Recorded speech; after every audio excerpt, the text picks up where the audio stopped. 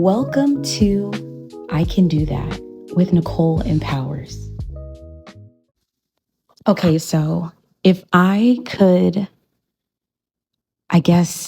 explain or break down my life into one Bible verse, it would absolutely be Genesis 50, verse 20, which I believe says is during the time when I believe Joseph's brothers had left him for dead, sold him into slavery and just did all this stuff to him. And so this is at the end of the story where Joseph is finally confronted with his brothers. He's actually around his brothers after, years and all these things had happened. And he says, "You meant harm to me. You did all these things to harm me.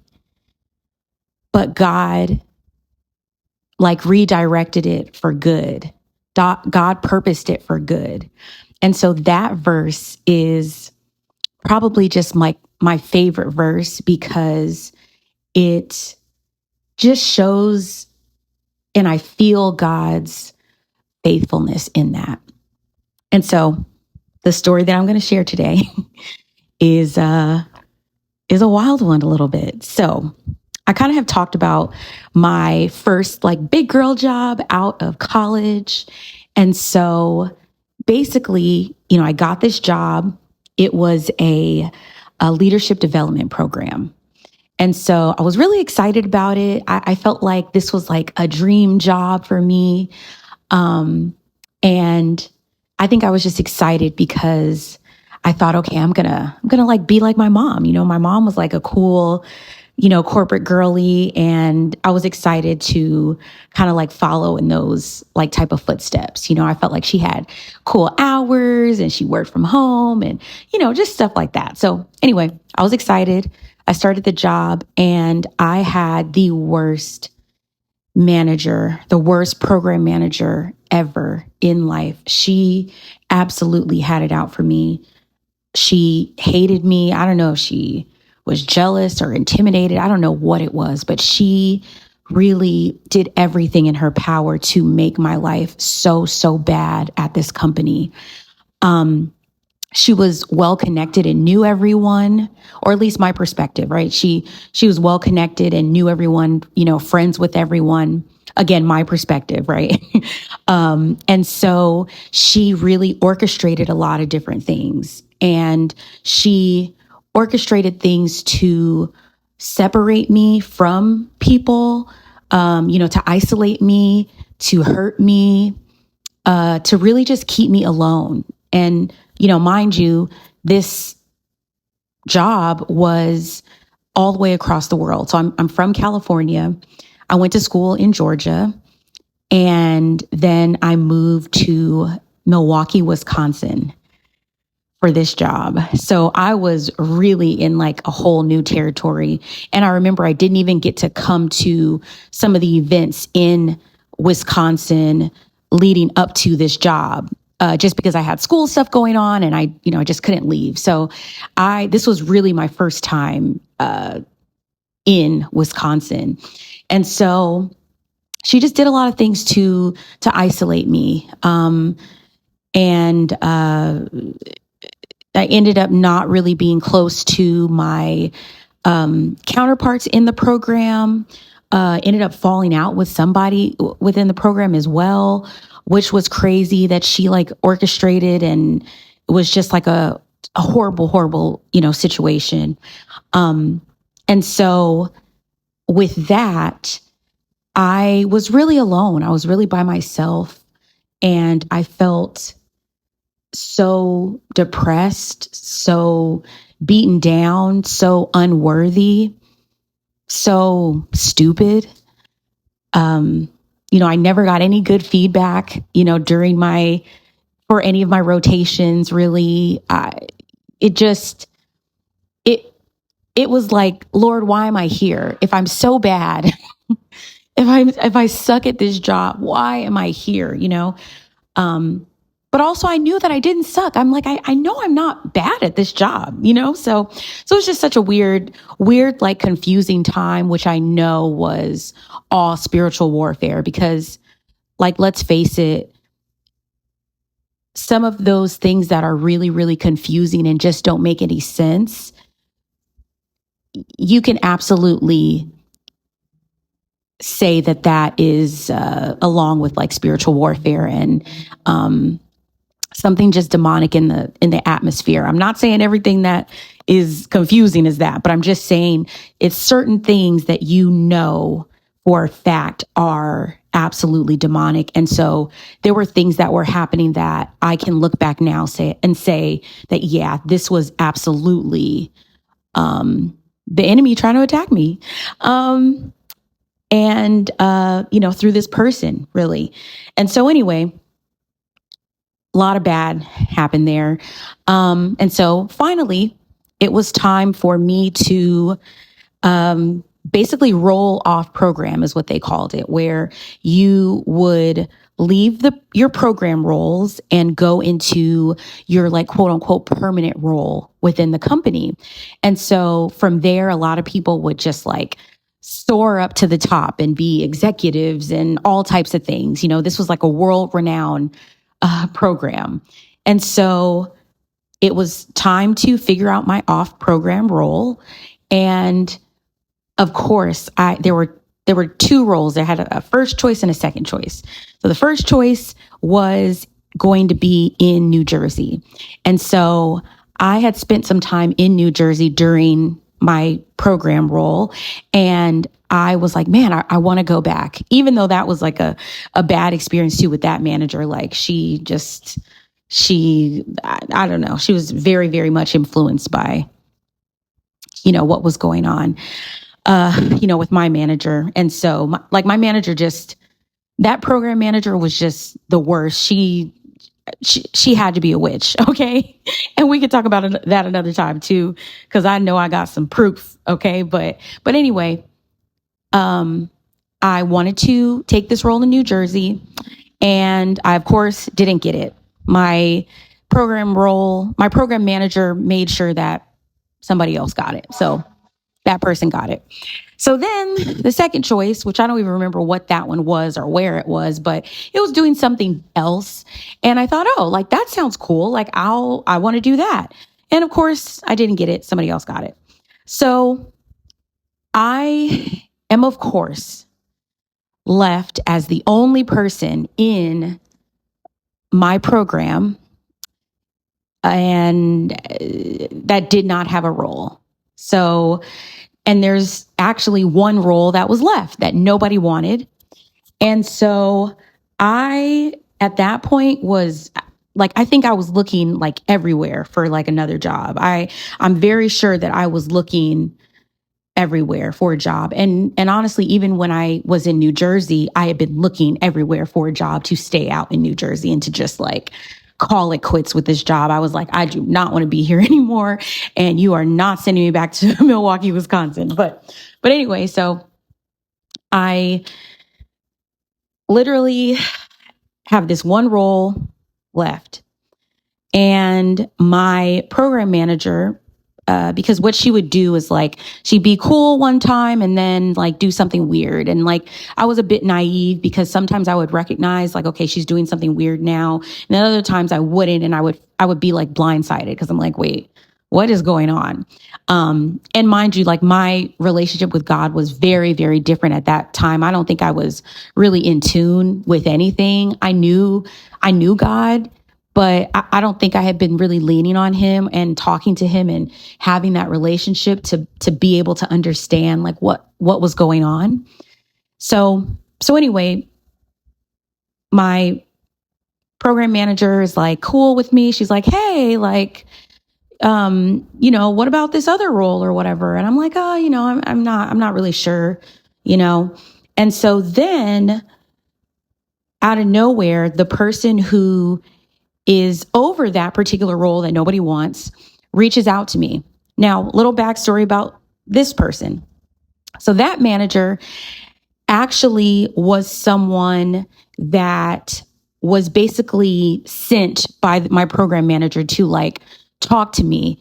And my program manager would do that a lot. She would send people to me disguised as someone that would like is trying to help me, but really they were just trying to get on my business so that my manager or my program manager would know what was going on and be able to like manipulate me. So like it was literally like spies. She would like send people to me. And I was so naive. I would like overshare. And so I'm talking to people thinking that, oh, this person's going to be my friend. This person's going to help me. And all they would do was just go back and tell this, this program manager about like what I said and my fears and things that I was dealing with and things like that. Like it was it was so bad. Watch out for people like that. But anyway, basically they're monitoring spirits. So look that one up. Okay. But anyway, so this particular manager over this job that nobody wanted, that I didn't want, reaches out to me and frames it as, hey, let's catch up. We haven't spoken in a while, which is true. We hadn't spoken in a while, but we hadn't spoken in a while because she actually completely ghosted me. So we would have like quarterly meetings just to talk, or monthly meetings just to like talk and things like that. She was in the program that I was in a long time ago, and she had moved up. And so, we would just talk. But all of a sudden she just completely stopped talking to me. Like we had a meeting on the calendar and she just like never showed up. I'd reach out and said, hey, like, are we still meeting? And then like would never heard back from her. So from there, it was like, oh, okay, I don't know what's going on here. And I just kind of let it go. And so for her to reach out and say, hey, let's catch up, it was weird. And I'm like, okay, I'm not going to be like, rude or anything to her. But I just, I took the meeting. So we get on this call and she is almost acting like I set up the meeting to talk to her. And I am asking her to get this position that she is offering. And so the meeting is such a confusing, like awkward one, because I'm kind of quiet. I'm like, okay, hey, so what did you want to talk about? And she's like, well, you set this up. What did you want to talk about? Like, it's very, very weird. We talk about the role a little bit because she talks about it, but like, it's very, very odd. Right. And so anyway, from there, a series of nonsensical things happen and I get this role, and the role is actually a supply chain role. And so I'm like, I don't want to be in no supply chain. I think at the time too, my mom was like, supply chain, like, does that mean you're going to be in, steel toe boots and walking around factories and things like that? So I just was like not excited because I'm like, I don't know what this is about here. So anyway, end up getting the role, and I know for a fact I got that role because like my program manager wanted me to be miserable. Like she wanted me to she wanted this role and everything about the company and things like that to break me and to, I don't know, like send me into a tizzy, I guess, or send me into depression, or like, it was very obvious that she wanted this situation to just kind of tear me down. But I actually soared at this role. And the initial manager for this role actually left the company, went somewhere else. And I got a completely new manager. And that manager was a manager that I had in the past at this company during my rotational program. And he was actually the one good experience I had in like throughout the program. And he was actually like a manager of a manager or something like that. So like he was a bit higher up, but I had worked with him before and he was, had a great experience with him. So he ends up becoming my manager, great boss. And I soared at that role. I got an award, which I had never gotten at the company. I thought was completely impossible for me to get. I thought that everybody hated me and that I was horrible at my job, but I got an award. I got a positive feedback. I had a whole team of people from another department within the company that like loved working with me and wanted to keep working with me and even wanted me on their team. So like, it was such a good confidence boost for me. And again, that scripture, Genesis 50:20, comes up again with, you meant something to harm me. You meant something that was like to be bad for me. And God used it to make it good. And that's what happened, right? But like the story keeps going, right? So I guess finally, there's a layoff at the company and I get laid off. And so I'm like, okay, Lord, what are you doing? Because I've been asking to leave. I had been asking in a lot of different ways to leave this company. And it was like, whoa, God, you're finally like releasing me. You're letting me go. So I got my layoff notice basically. And I remember it because I went into the office and I thought that I was meeting with my manager, because that's how these layoff meetings come up, right? It's like a quick meeting and I'm like, oh, okay, like I'll just, come to where the building that I know my manager normally is at. So I go to that building and my manager actually wasn't at that building. He went to a different building. And I don't know if that was on purpose or not, but I ended up being like alone in a conference room talking on the phone to someone and they're telling me, I got laid off. So that was fun, but not really fun. So anyway, got laid off. They gave me my layoff date. My layoff date was May 13th, which May 13th is my birthday. So May 13th was decided as my last day at the company. And I said, wow, okay, that's God, because what? And so the story keeps getting better. My manager is like, hey, and this is, current manager or whatever, not program role manager, but current manager is like, hey, Nicole, like, I know this is happening, but like, don't worry about work or finishing up any of these projects. Like, don't worry about any of that. Just send me like whatever stuff you have for it. And I want you to just focus on getting your next role. Because this was just like a layoff. So they were saying, like, they were giving us all types of resources to still apply within the company. It was just this particular area had a layoff, which looking back now, knowing the things that I know now about that company like sector is like completely gone. So like they had been trying to slim down what was going on. So it had nothing to do with me. It was just, we need to move on from this sector of the company. So anyway, because of that, like it wasn't like a disgraced type of like you're fired type of thing. So they were like, hey, we want you guys to apply within the company. And so my manager was like, hey, Nicole, like I'll put in a good word for you. If I see anything open or, if you see something, I can recommend you or whatever. But don't worry about work. Just focus on like finding your next thing. Y'all, I got offers I don't even know if I applied to all of these positions, but like by the time I applied, they were like, yeah, like let's fly you out. We want to do like an in-person interview. So I got flown out to like 3 different places and I got all 3 of those roles. Like I got offers for all 3 of those roles.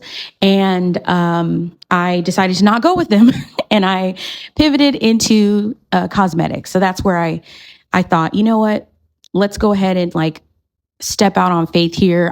At the time I had been doing a lot in cosmetics. I had got like a side job. I just done a bunch of stuff. And I was like, I want to be in cosmetics now. I don't want to do this tech life like anymore. I'm done.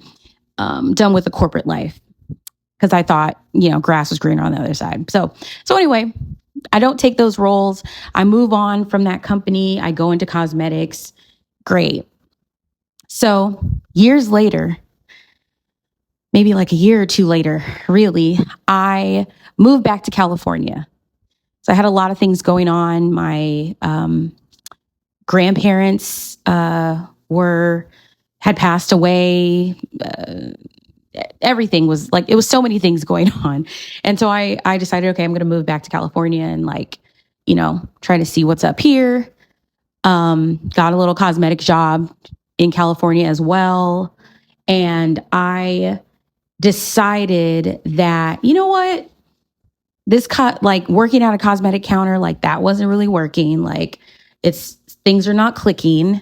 And I was like, Nicole, like I want to have my own business. I want to, do something else. So my bright idea, I'm going to go to esthetician school. And then after that, I'm going to go right into and get my MBA. So I'm going to go right into a master's. And so that's what I did. I did esthetician school. I got my esthetician license, and then I went directly into my MBA program. So got into the MBA program, and it's almost time for me to start. And I'm talking to like just administration and different people. And someone reaches out to me and is like, hey, like I see that you worked in supply chain, at your previous company. And so I wanted to know, like, are you still interested in supply chain? Like, is that like a thing? And I was like, you know what? Yeah. And I kind of framed it in like, I know that one day I want to start like a cosmetic company and line and things like that. So I'm going to have to know like how to get suppliers and move products and things like that. So I was like, yeah, I think it's good. I definitely like to learn more, so I wouldn't mind learning more about it.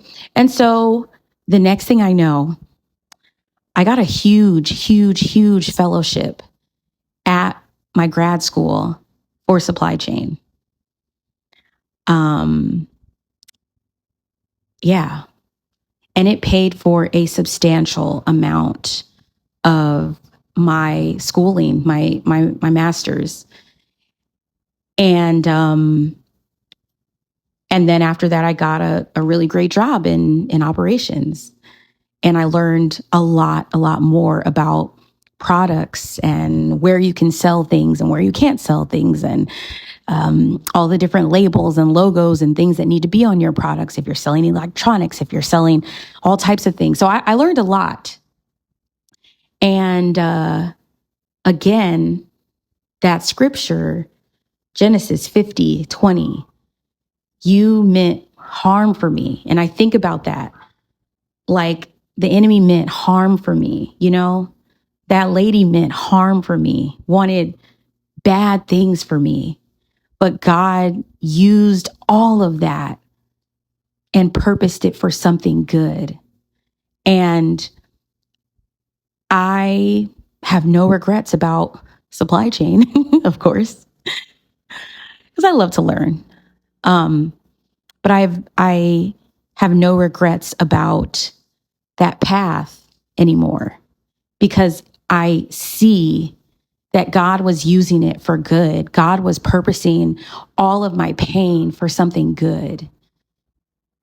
And so I just wanted to share that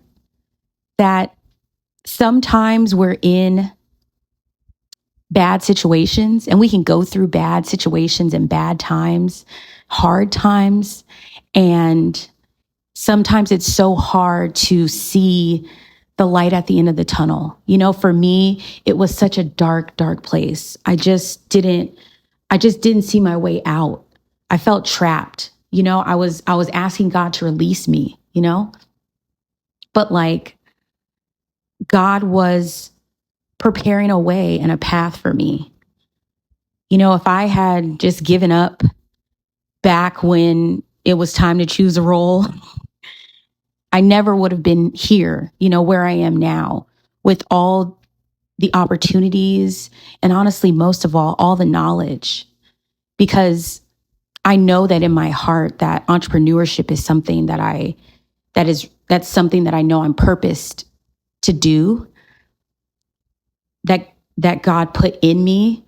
And look at that. He allowed me to get, free education, both in a company and at a school, about entrepreneurship, about supply chain, about moving products, about, and I got that from two huge companies and an amazing school. So it's like God really was using my pain and my suffering for the greater good.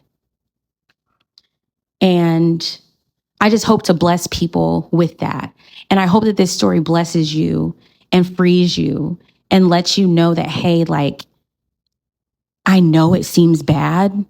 And I know that what you're going through probably is bad, but God is preparing you, and God is using it, and God is going to use it. So just stay your course, stay focused, and also don't be so engulfed in the darkness that you can't see some of the light. Because God's trying to give you a little light too. So yeah, you can go through things and God can use it. Thank you so much for listening to I Can Do That with Nicole Empowers. If this episode inspired you, made you think, or even made you laugh, please like it and share it with a friend that can do that too. If you want to see other things I'm doing, please check me out on social media. All of my links to find me will be in the description below. Can't wait to see you and meet you one day.